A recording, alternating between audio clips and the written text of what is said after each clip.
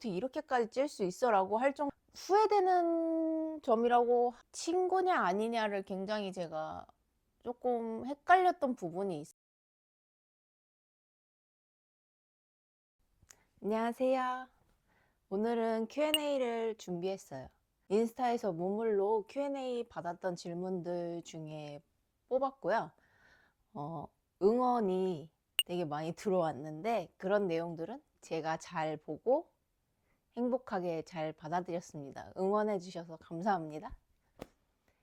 룰은 단 하나, 구독, 좋아요 눌러주세요. 자, 우선 먼저 전공을 물어보시는 분이 계시더라고요.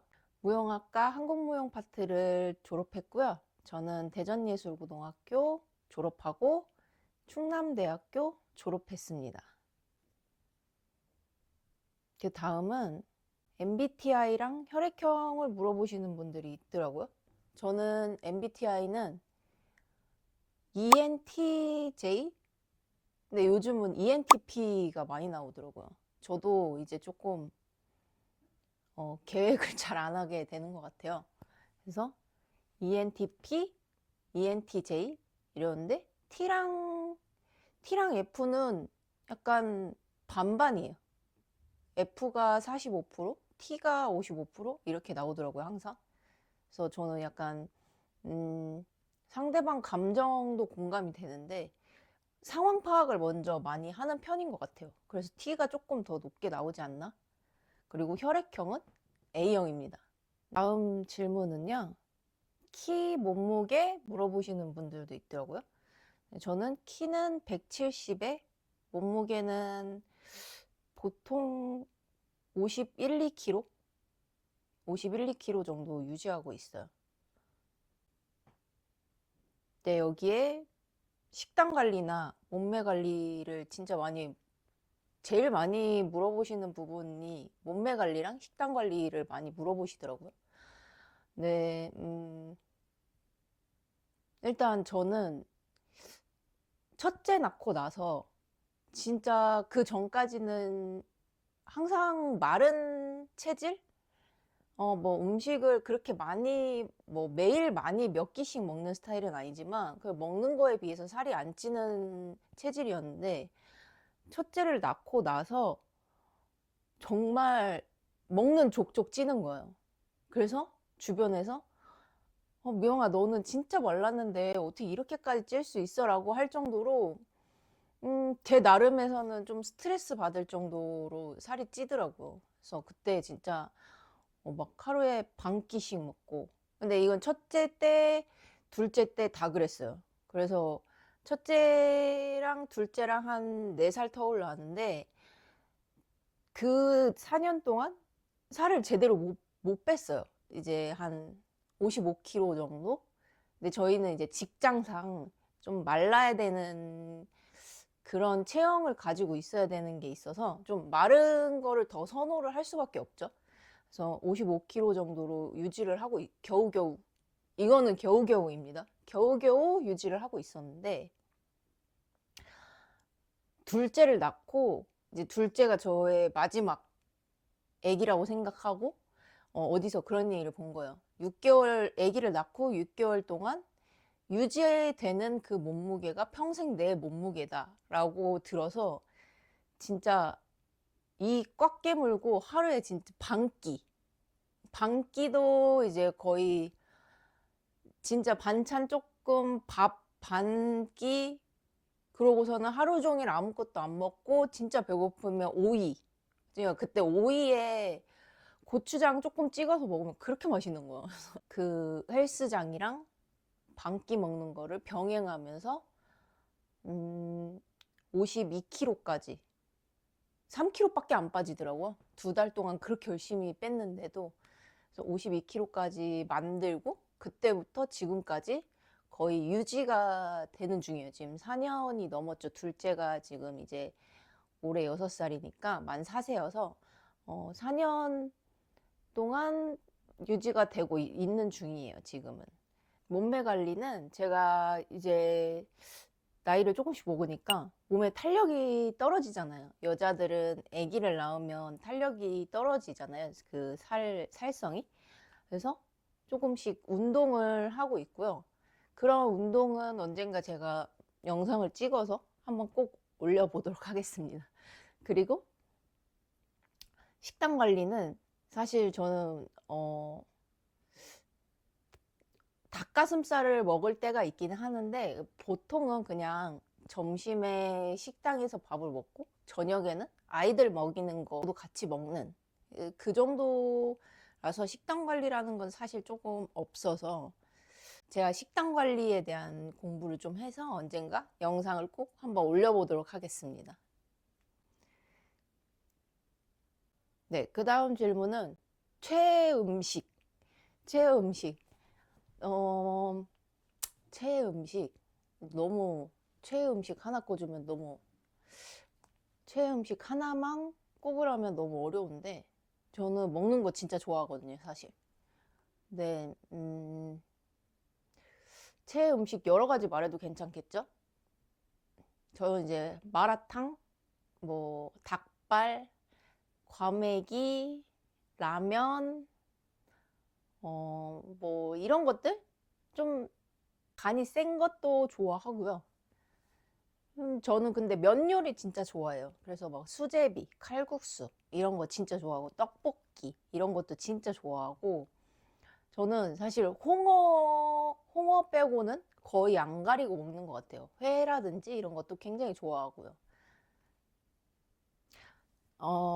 그리고 그 다음에 많이 물어보셨던 게 피부 관리나 화장품을 많이 물어보셨는데 제가 지금 그 나이트 케어나 이제 모닝 케어 뭐 아침이랑 저녁에 이제 케어하는 영상을 지금 준비 중에 있고 곧 올릴 거예요.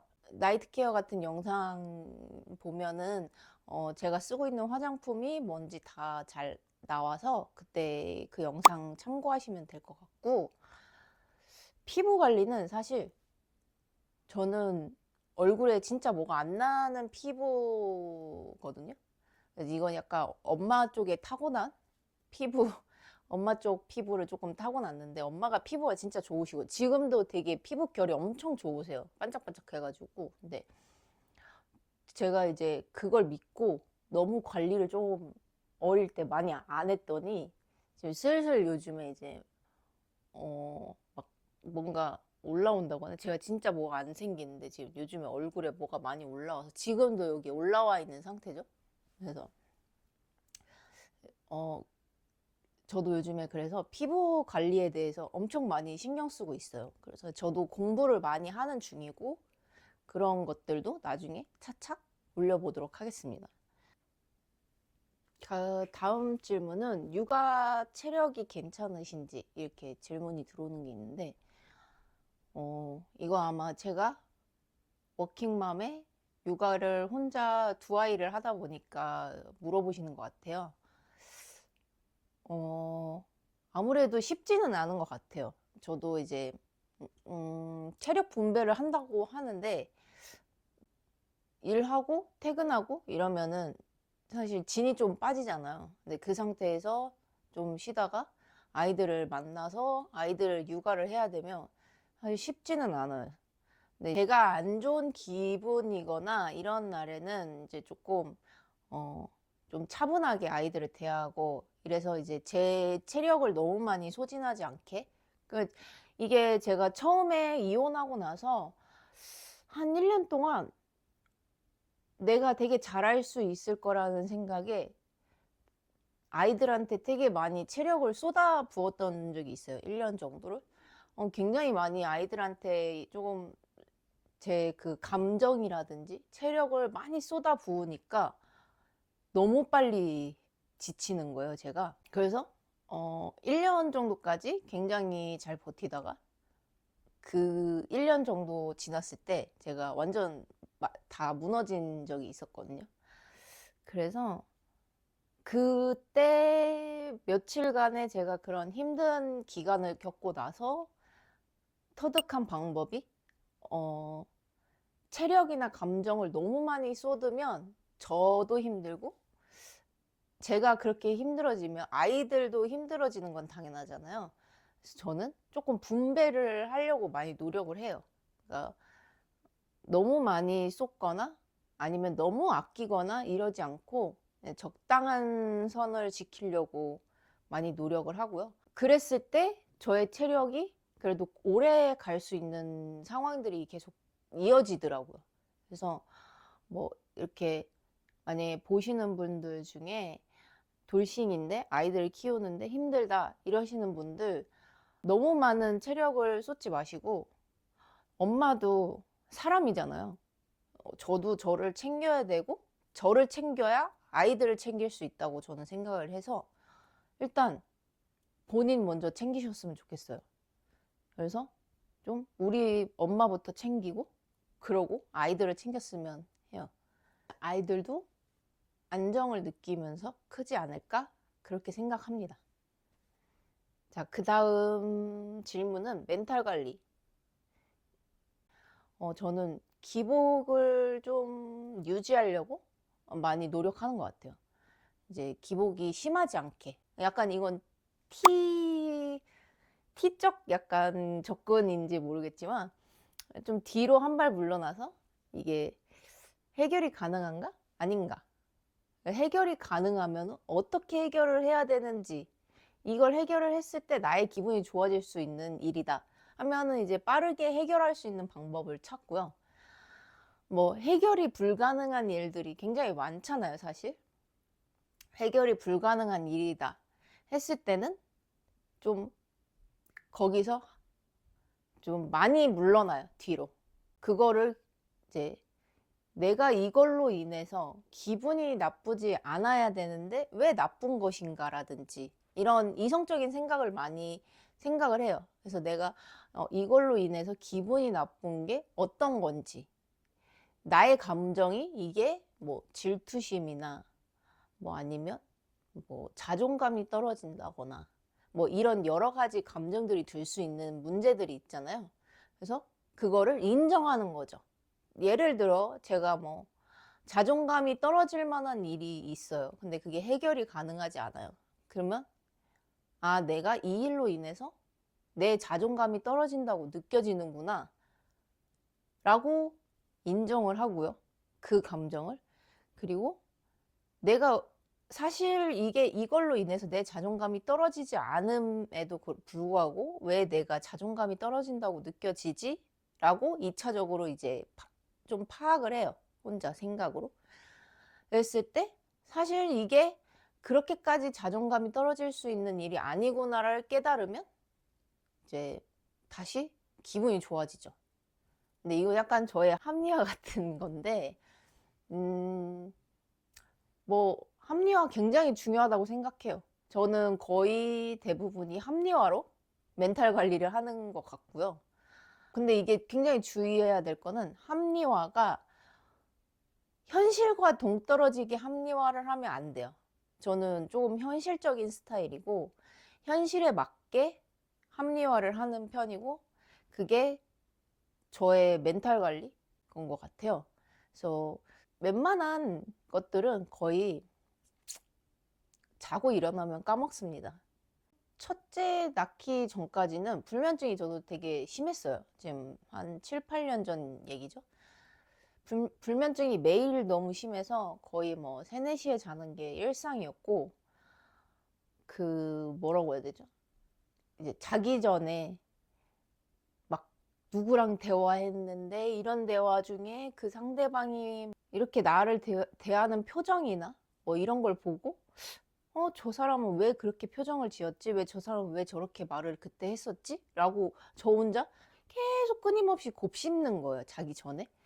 근데 이게 사실 굉장히 필요가 없는 시간들이더라고요. 너무 아까운 시간들이고, 그렇다고 해결되는 건 하나 없이 저만 혼자 스트레스 받는 시간들이고, 근데 이제 첫째를 낳고 나서 보니까 다른 사람의 그런 작은 그런 디테일들은 좀 많이 까먹게 되더라고요. 그래서 저는 좀 그 뒤로 사실 좀 자고 일어나면 그냥 전날 일 중에 뭐 조금 찝찝한 일들은 까먹는 그런 성격이 좀 되어서 지금은 사실 좀 자고 일어나면 대부분 기분 나쁜 것들은 까먹게 돼 있어요. 그래서 그냥 잠을 빨리 자려고 노력하죠. 멘탈 관리는 가끔 좋은 글 같은 거 많이 찾아보고, 제가 좀 추천하고 싶은 책이 있어서 가지고 왔어요. 이게 보이지 않는 곳에서 애쓰고 있는 너에게 라는 책인데, 제가 가끔 아이들이랑 그 도서관 가서 그 책을 좀 대여를 해올 때가 있는데, 이 책을 대여해서 보는데 그때 당시 제가 좀 약간 많이 불안정하고 힘들고 이런 때였어요.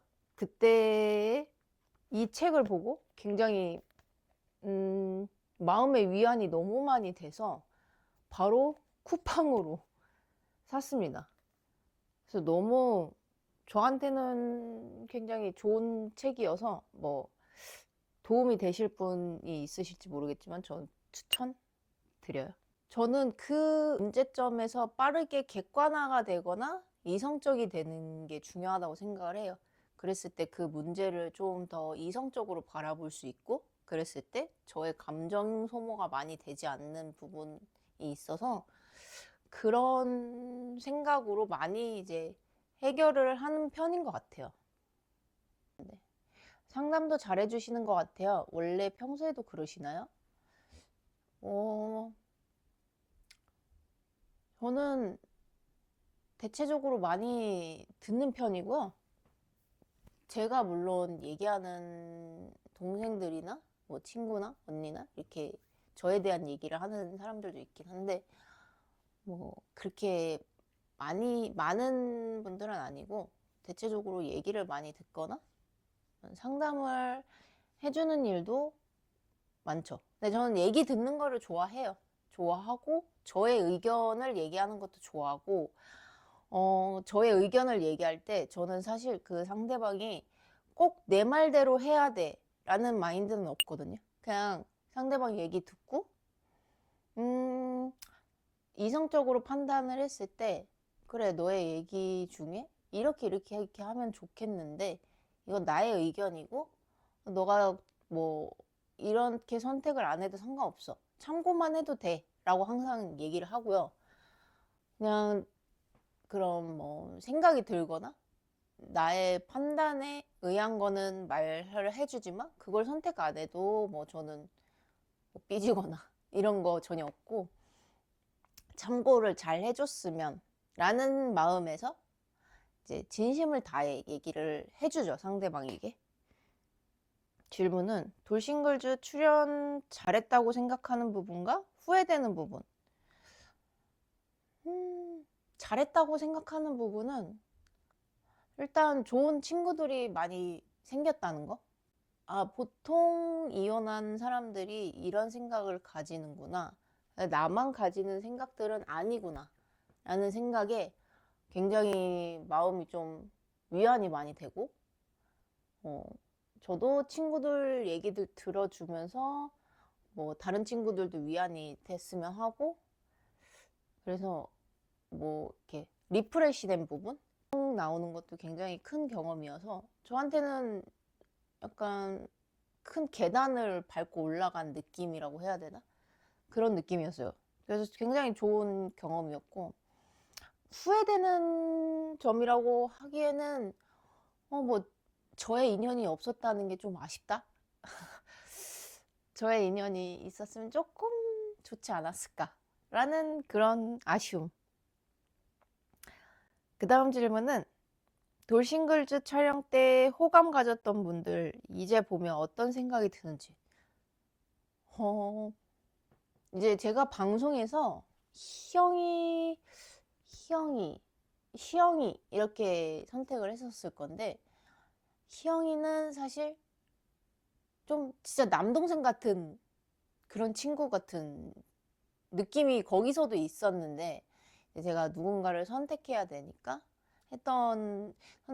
희영이를 선택했는데 그런 느낌이 너무 강해서 그 느낌이 지금까지도 쭉 있고요. 뭐 이거는 저는 남자와 친구가 정말 구분이 정확한 사람이어서 친구다 하면은 이제 좀 남자가 아예 안 되는 그런 성격이라 이제 이 희영이한테 이런 감정이 절대 변할 일은 제가 봤을 때 없고, 시영이도 거기서 친구냐 아니냐를 굉장히 제가 조금 헷갈렸던 부분이 있었는데, 그거는 약간 제가 촬영에 몰입하다 보니까 조금 헷갈렸던 것 같고, 사실 친구의 감정이 굉장히 큰 친구여서 거기서도 바로 친구인 거를 눈치챘고, 나와서는 더 친구 더 친구더라고요. 정말 친구 감정, 너무 좋은 친구 감정이어서 지금 방글이랑 너무 잘 만나는 거 보면 너무 좋지 않나요? 희영이도 진영 언니랑 잘 만나는 거 보면 너무 좋거든요. 그냥 그렇게 뭐 후회가 된다거나 아 내가 쟤랑 만났으면 뭐 좋았을까? 라는 생각을 진짜 한 번도 해본 적이 없고 너무 좋아요. 그냥 친구 같아요. 그래서 뭐 다른 친구들도 똑같고요. 뭐 다 너무 친구 같은? 방송 다시 보면 뭔가 오글거리고 민망하지 않나요? 네, 맞아요. 저는 어